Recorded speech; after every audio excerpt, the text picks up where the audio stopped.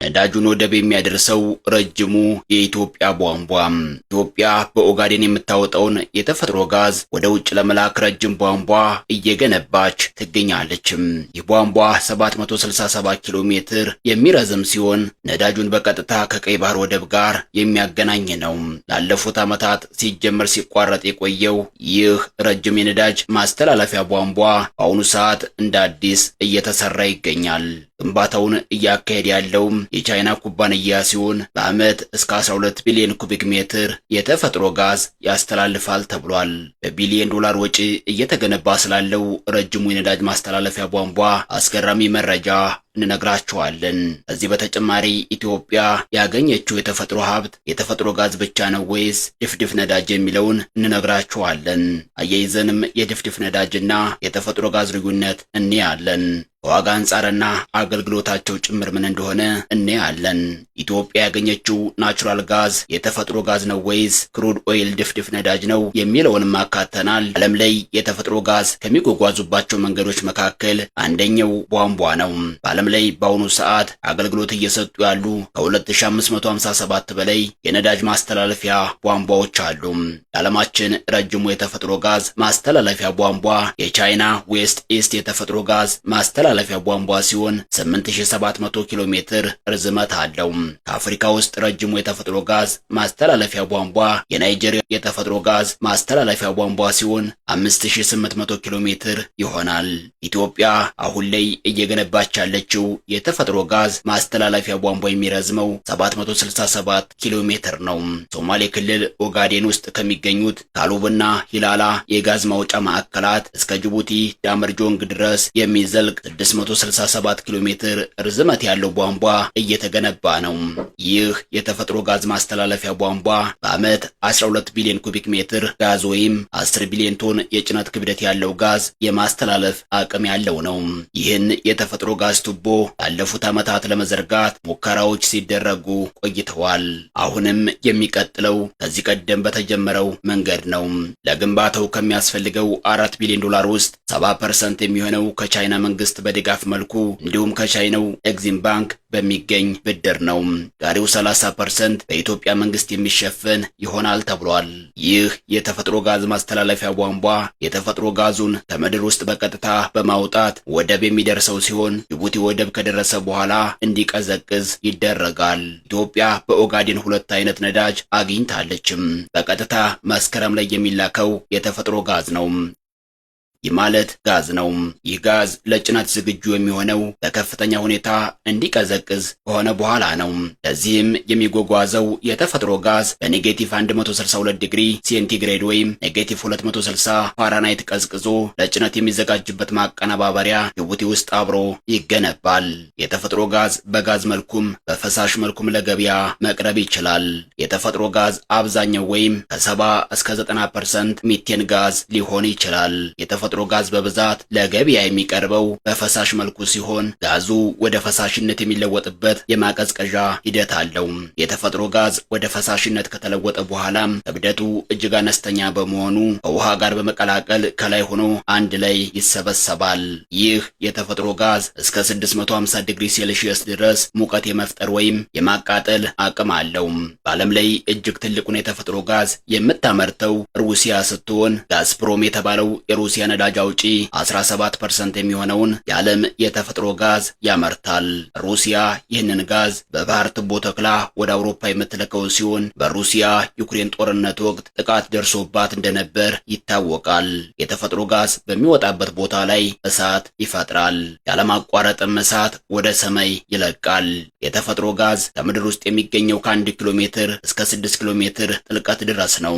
ኢትዮጵያ በኦጋዴን ይህንን ጋዝ ለማግኘት ወደ ስር በአማካኝ ከ1 እስከ 6 ኪሎ ሜትር ድረስ ጠልቃ ቆፍራለች ማለት ነው።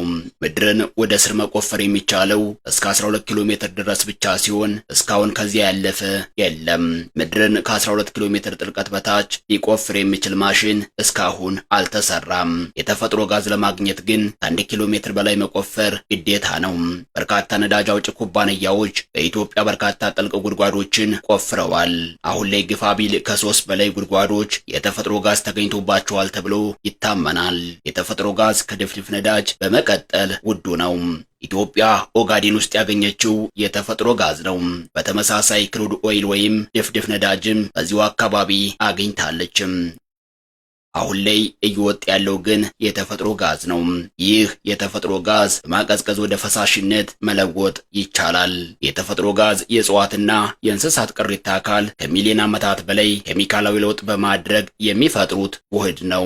ፍስባሾቹ ለረጅም ጊዜ ከተከማቹ በኋላ ኬሚካላዊ ለውጥ በማድረግ የተፈጥሮ ጋዝን ይፈጥራሉ። የተፈጥሮ ጋዝ የሚፈጠረው ካርቦንና ኦክሲጅን ከተባሉ ንጥረ ነገሮች ነው። በኬሚስትሪ አጠራሩ ሃይድሮካርበን የሚባል ሲሆን ዘይትና ቤንዚንን በውስጡ ይይዛል።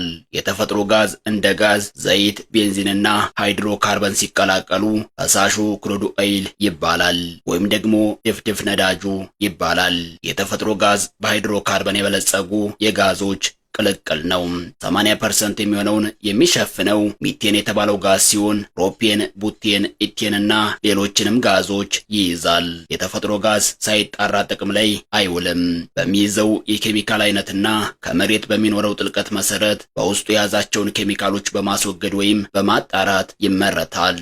የተጣራው የተፈጥሮ ጋዝ በማስተላለፊያ ቱቦ አማካኝነት ወደ ኤሌክትሪክ ኃይል ማመንጫ ጣቢያ በማስተላለፍ ኃይል ያመነጫል። ኤሌክትሪክ ኃይል ማመንጫ ጣቢያ በተለያዩ ዘዴዎች አማካኝነት የተፈጥሮ ጋዙን ወደ ኤሌክትሪክ ይለውጠዋል። ከተፈጥሮ ጋዙ በማጣራት የተለያዩ ሌሎች ጋዞች ደግሞ ለሌላ ጥቅም ይውላሉ። ሁለቱም የሚወጡት ከጥልቅ ምድር ውስጥ ሲሆን ኢትዮጵያ ሁለቱንም አግኝታለችም። ለተሽከርካሪዎች አገልግሎት የሚውለው ድፍድፍ ነዳጅ ነው። ከዋጋ አንጻርም በተወሰነ መልኩ ድፍድፍ ነዳጁ ይወደዳል። የተፈጥሮ ጋዝ በብዛት ለፋብሪካዎች አገልግሎት የሚውል ነው። ኢትዮጵያ በኦጋዴን ሁለቱም ያላት ሲሆን በአጠቃላይ የተፈጥሮ ጋዝ ብቻ እስከ 21.3 ቢሊዮን ኩቢክ ሜትር ይደርሳል። 1 ኩቢክ ሜትር የተፈጥሮ ጋዝ በአሁኑ ሰዓት ከ345 እስከ 350 ዶላር ይሸጣል። ኢትዮጵያ በቧንቧ ጅቡቲ ወደቦች ካደረሰች በኋላ የምትፈጽመው ሽያጭ በዓመት እስከ 8 ቢሊዮን ዶላር ማግኘት ትችላለች። ይህንን የተፈጥሮ ጋዝ ወደ ውጭ ለመላክ ከወጣ በኋላ ወሳኝ የሚባለው የማስተላለፊያ ቱቦ ነው። ይህ ደግሞ በአሁኑ ሰዓት መገንባት ተጀምሯል። ኢትዮጵያ ወደ ውጭ ለመላክ ብቻ ሳይሆን ከውጭ የምታስገባው ነዳጅም በቱቦ ለማስተላለፍ በተለያየ ጊዜ የግንባታ ሙከራዎችን አድርጋለችም። ኢትዮጵያ በየወሩ እስከ 5 በሚደርሱ ግዙፍ የነዳጅ ጫኝ መርከቦች አማካኝነት ነዳጅ ወደ ጅቡቲ ወደቦች ታጓጉዛለችም። ነዳጁ ጅቡቲ ከደረሰ በኋላ እንደገና በነዳጅ ጫኝ መኪኖች ተጭኖ ወደ አገር ውስጥ ይጓጓዛል። ይህም ለከፍተኛ ተጨማሪ ወጪ ይዳርጋል። ተሽከርካሪዎች ነዳጁን ለገበያ ለማቅረብ በርካታ ቀናት የሚፈጅባቸው ሲሆን በመንገድ መስተጓጎል ምክንያት ብዙ ጊዜ የነዳጅ እጥረት እንዲፈጠር ሲያደርግ ቆይቷል። ቧንቧ ቢሆን እነዚህ ነገሮችን ያስቀራል።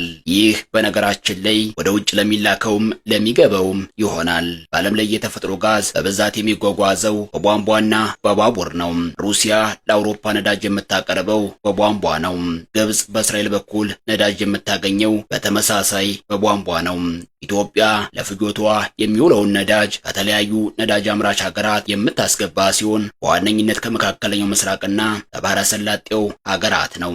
በዚህም መሰረት በአሁኑ ጊዜ ኢትዮጵያ የሚያስፈልጋትን የነዳጅ ዘይት ከሳውዲ አረቢያና ከኩዌት ነው የምትገዛው። ከተባበሩት አረብ ኤምሬትስና ከሌሎችም ሀገራት ታስገባለችም። በአሁኑ ወቅት የነዳጅ ምርቶች ወደ ኢትዮጵያ የሚገባበት ብቸኛው መንገድ በጅቡቲ ወደብ በኩል ባለው መስመር ነው። ከዚህ ቀደም ከጎረቤት ሀገር ሱዳን ለሰሜናዊ የሀገሪቱ ክፍል ከሚያስፈልገው አቅርቦት ውስጥ የተወሰነውን ስታስገባ የቆየች ሲሆን ከኮሮና ቫይረስ መከሰት በኋላ ግን ተቋርጧል። ስለዚህ ኢትዮጵያ ወደፊት የተፈጥሮ ጋዝን በቧንቧ ወደ ውጭ ከመላክ በተጨማሪ የምታስገባውንም ነዳጅ በቱቦ የማድረግ እቅድ አለ። ይህ የማጓጓዣ ዋጋውን በከፍተኛ ሁኔታ የሚቀንስ ሲሆን በነዳጅ ዋጋ ላይም አስተዋጽኦ ይኖራል።